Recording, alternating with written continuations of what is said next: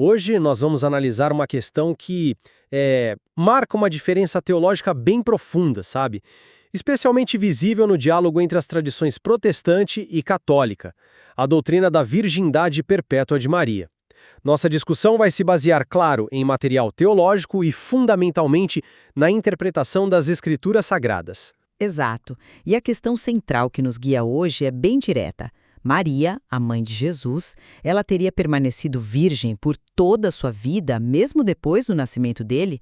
E mais importante ainda, para nossa análise aqui, a Bíblia, que ambos concordamos ser a referência primária, ela realmente sustenta essa crença? Precisamente. A minha perspectiva que eu vou apresentar rejeita essa ideia da virgindade perpétua.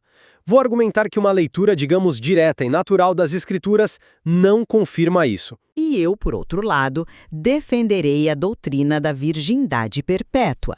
Vou argumentar que ela é sim sustentada pelas Escrituras, mas quando interpretadas corretamente, sabe? À luz da tradição viva da Igreja e também de uma compreensão teológica mais consistente, desenvolvida ao longo dos séculos. Ótimo, então vamos lá. Bom, a minha posição parte daquele princípio fundamental do solas scriptura.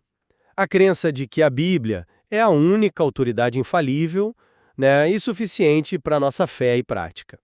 E quando a gente examina as Escrituras com essa lente, encontramos textos que parecem indicar, de forma bem clara até, que Maria teve outros filhos depois de Jesus.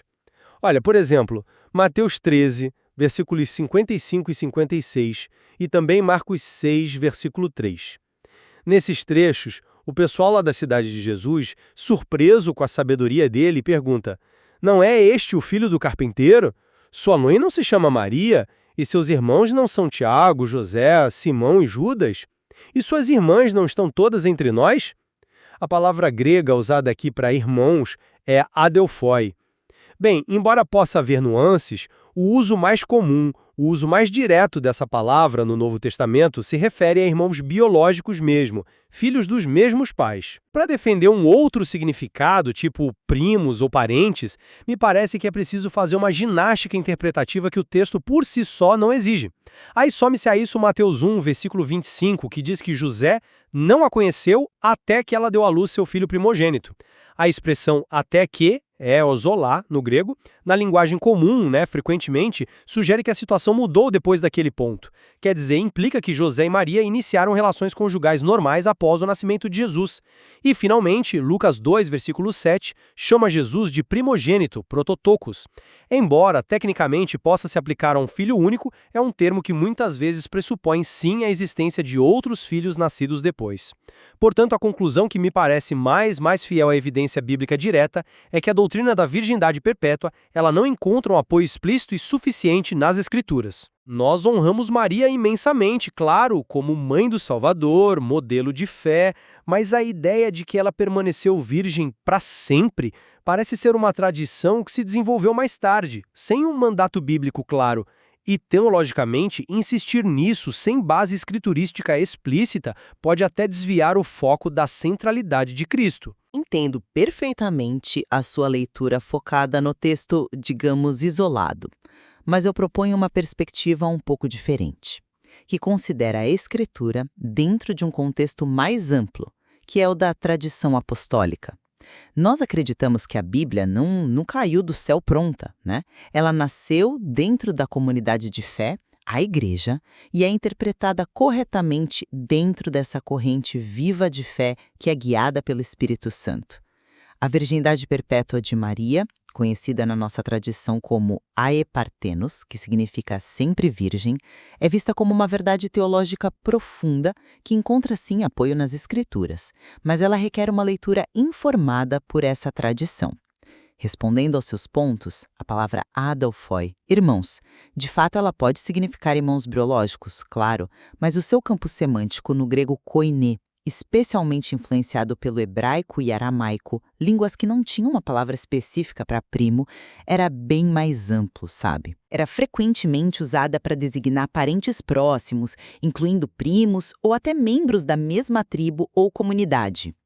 Insistir no sentido estritamente biológico me parece ignora essa flexibilidade linguística que é comprovada.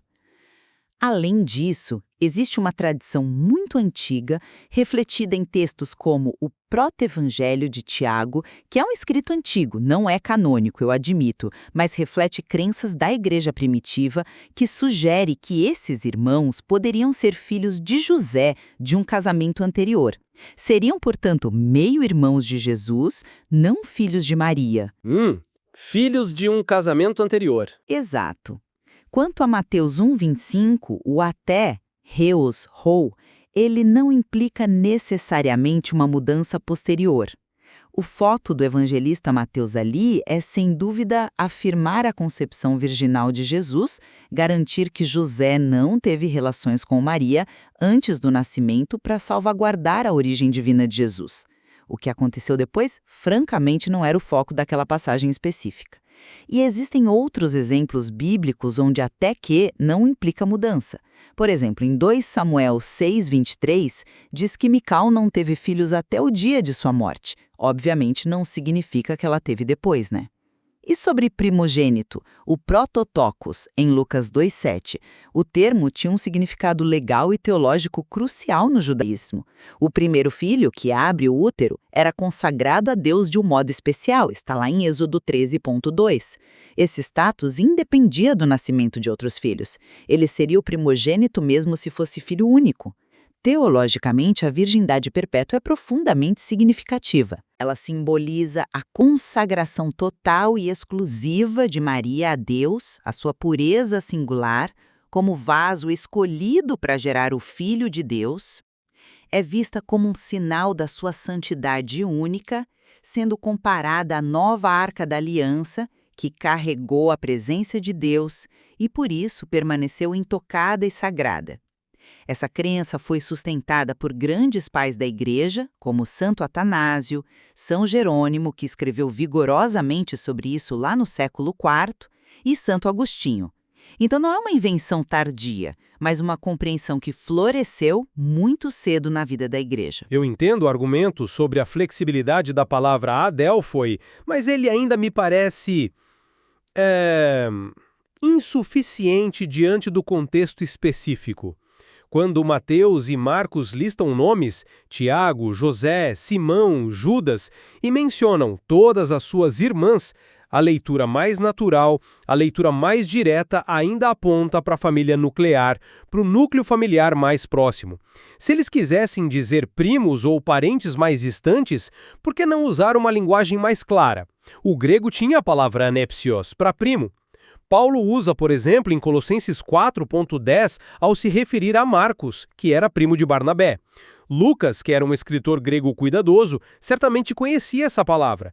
Por que ele e Mateus optariam por adélfoi se o sentido fosse outro? Isso acaba gerando uma ambiguidade que parece desnecessária. E recorrer a textos como o Proto-Evangelho de Tiago, que você mesmo admitiu não ser canônico, para sustentar uma interpretação, isso me parece um caso claro de usar a tradição para informar a Escritura, em vez de deixar a Escritura ser a norma primária. A hipótese do casamento anterior de José, sinceramente, não tem base nenhuma nos evangelhos canônicos. Não seria mais simples e, francamente, mais honesto com o texto aceitar o significado mais óbvio de irmãos? Olha, essa busca pela simplicidade na interpretação às vezes pode ser uma armadilha, sabe? Que ignora a complexidade histórica, cultural e, claro, teológica do texto. Não se trata de usar textos não canônicos para fundamentar a doutrina, entende? Mas sim para mostrar que a compreensão da virgindade perpétua é antiga e que a igreja primitiva já buscava maneiras de harmonizar essa crença com as passagens sobre os irmãos. O ponto sobre anépsios é interessante, eu reconheço, mas não é conclusivo. O uso de adélfos com sentido amplo era extremamente comum na Septuaginta, a tradução grega do Antigo Testamento, que os autores do Novo Testamento conheciam muito bem e também no ambiente judaico helenizado. Poderia ser simplesmente o termo mais natural e idiomático para eles naquele contexto, refletindo o uso semítico. Mas a questão fundamental aqui, ela transcende a pura semântica. É sobre como a fé foi recebida e transmitida. A igreja primitiva, que estava mais próxima dos tempos apostólicos, leu essas passagens e, majoritariamente, afirmou a virgindade perpétua. São Jerônimo, por exemplo, como eu mencionei, no século IV, debateu ferozmente contra Elvídio, que defendia exatamente a visão que você apresenta hoje. Isso mostra que a interpretação de Adelphoi como parentes já era considerada uma posição ortodoxa e tradicional naquela época. Descartar essa leitura consistente da Igreja ao longo dos séculos, apoiada pelos padres, como se fosse uma manobra interpretativa, é subestimar o papel do Espírito Santo na guia da Igreja para a compreensão da verdade revelada. Nós não estamos forçando o texto, mas lendo dentro da comunidade de fé que o recebeu e o interpretou desde o início. Certo, mas isso nos leva diretamente ao cerne da nossa divergência aqui, que é a questão da autoridade. Para a perspectiva que eu represento, a tradição, incluindo aí os escritos dos pais da Igreja, os concílios posteriores, tem seu valor histórico, seu valor teológico, sim, mas não possui a mesma autoridade normativa e infalível das Escrituras. A Bíblia é a palavra de Deus inspirada. A tradição é o testemunho humano, por mais valioso que seja. Se a virgindade perpétua fosse uma doutrina tão essencial sobre a mãe do Nosso Senhor, por que os próprios autores bíblicos, os apóstolos, os evangelistas, não a ensinaram de forma explícita e inequívoca?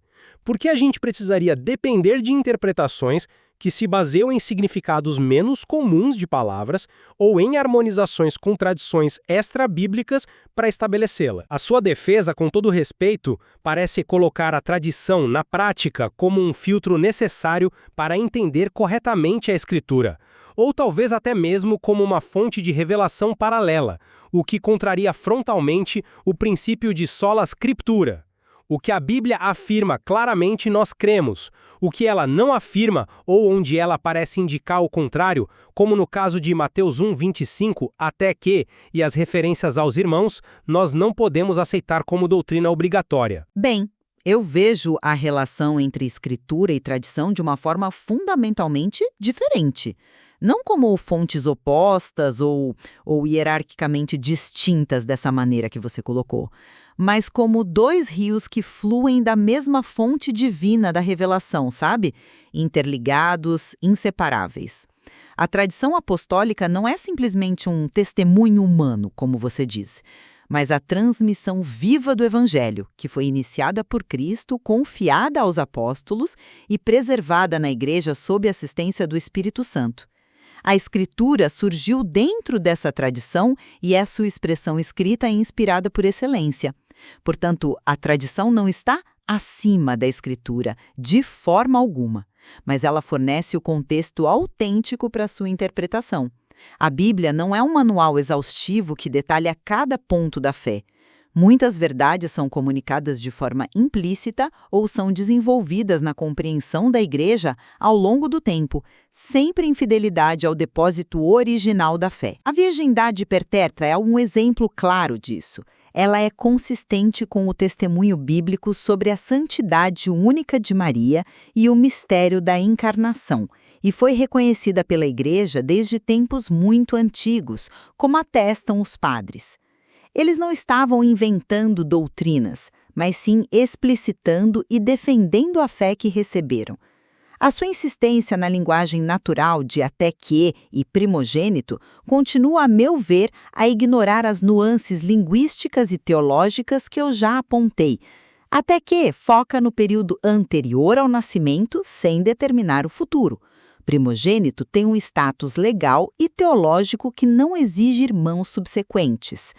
Não é a tradição que filtra a Escritura, mas a Escritura que respira e é compreendida plenamente dentro da corrente viva da fé da Igreja, guiada pelo magistério que é a autoridade de ensino dada por Cristo aos apóstolos e seus sucessores. Mas essa ênfase toda na santidade única de Maria, expressa em doutrinas como a virgindade perpétua, e nós sabemos que isso se conecta com outras doutrinas marianas como a Imaculada Conceição e a Assunção, que também, a meu ver, carecem de base bíblica explícita. Isso não corre um sério risco de diminuir a centralidade e a singularidade de Jesus Cristo?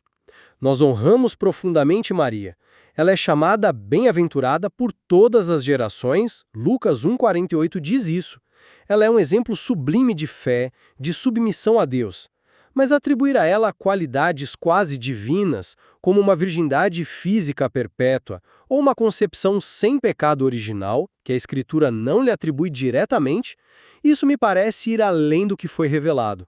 A nossa preocupação é que isso possa levar, talvez involuntariamente, a uma veneração que acaba competindo com a adoração que é devida unicamente a Deus e a Cristo, o único mediador entre Deus e os homens, como diz 1 Timóteo 2,5. O foco deve permanecer inabalavelmente em Cristo.